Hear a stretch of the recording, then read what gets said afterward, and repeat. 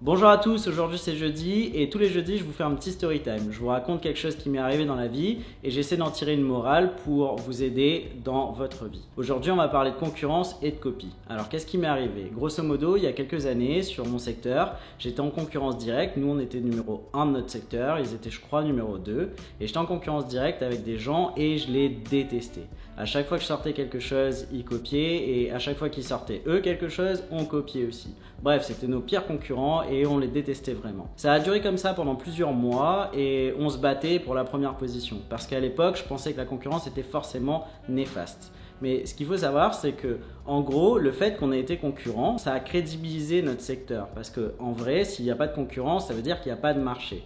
Donc quand vous voyez des concurrents arriver sur votre marché, c'est une bonne chose. Ça veut dire que votre marché, il existe déjà. Donc c'est plutôt pas mal. Enfin bref, la petite histoire, c'est qu'au final, on est tombé de notre piédestal, tous les deux, puisqu'il y a quelqu'un qui est arrivé, un troisième concurrent qui est arrivé, et il nous a pris la première position à tous les deux. On était grosso modo, nous, premiers 80% du temps, et ils étaient premiers de temps en temps à 20%, et on s'est changé la première et la deuxième position. Le mec, il est arrivé, il est passé premier, et nous, on n'a plus réussi à le rattraper, tout simplement.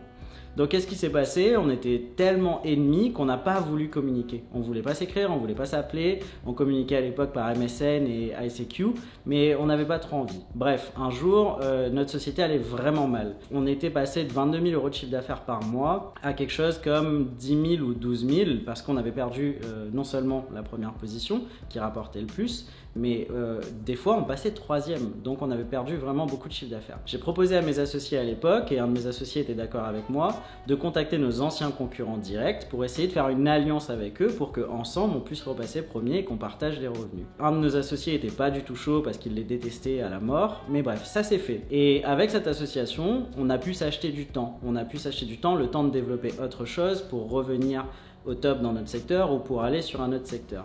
Mais cette association avec des anciens concurrents, ça nous a permis de survivre et d'amener notre société à la pérennité qu'aujourd'hui elle connaît. Un concurrent d'aujourd'hui peut être votre ami de demain ou votre partenaire, mais la concurrence dans sa globalité, elle crédibilise votre marché. Si vous avez des concurrents, c'est que votre marché il existe. La concurrence, elle vous apporte aussi beaucoup d'innovation. Quand ce mec-là était arrivé, il a apporté beaucoup d'innovation sur notre secteur. Et en regardant ce qu'il faisait, on s'est rendu compte que, oui, on s'était un petit peu endormi sur nos lauriers. Donc ce qui se passe, c'est que quand vous avez un concurrent, il y a beaucoup de gens qui me disent « en plus, il m'a copié ». Il arrive très souvent que des concurrents arrivent sur un secteur en copiant le mec qui est historiquement sur le secteur. Mais il arrive aussi très souvent que le concurrent, rapidement, apprenne et innove sur votre secteur. Et en fait, il vous sort de cette léthargie. Vous étiez tellement bien installé qu'il vous sort de votre léthargie et finalement vous innovez aussi. Ça augmente la valeur marché de votre secteur. Ce n'est pas toujours le cas. Donc je peux comprendre que pour certains d'entre vous, la concurrence, ça saoule. Mais de manière globale, en général, quand ils arrivent, ils copient, ils innovent. Du coup, nous aussi, on copie, on innove et tout le monde est gagnant. Donc moi, ce que je vous conseille, c'est de ne pas vous brouiller avec vos concurrents. Essayez de les appeler, essayez d'avoir des contacts avec eux.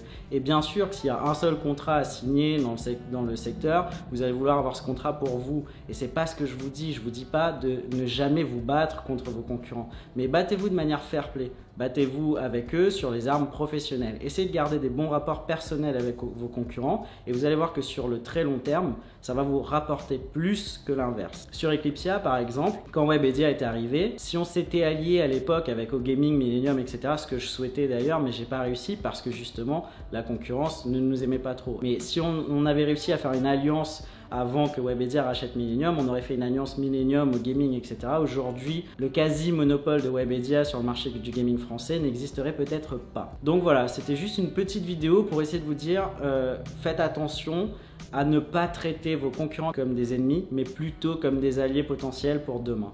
Et il est possible aussi que vos concurrents de votre secteur aujourd'hui deviennent vos amis dans un autre secteur demain. Vous en savez rien, mais une carrière professionnelle, c'est plutôt long.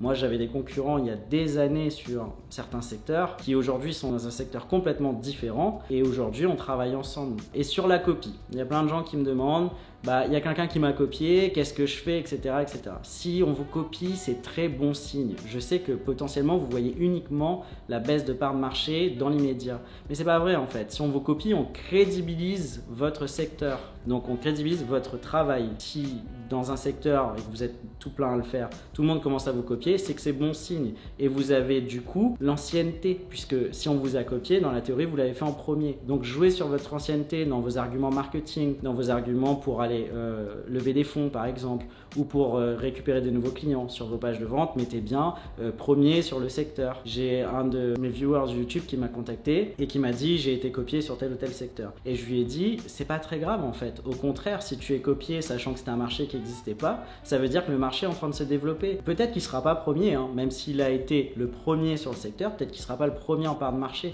mais c'est une bonne chose que ça lui arrive. Ça veut dire que son secteur est en train de se développer, donc il est sur la bonne voie. En général, si vous êtes sur un secteur et que vous avez ni concurrence ni copie, je vous assure que ça va être très compliqué de faire de l'argent parce que ça veut dire que le marché n'existe tout simplement pas. Donc voilà, je vous ai fait une petite vidéo un peu courte aujourd'hui parce que je vous cache pas qu'en backstage il se passe des choses en ce moment. Vous en apprendrez rapidement plus dans le vlog de demain sûrement. Donc j'espère que cette vidéo sera utile à un maximum d'entre vous. À demain pour le petit vlog de la semaine. C'était Urk, bonne journée.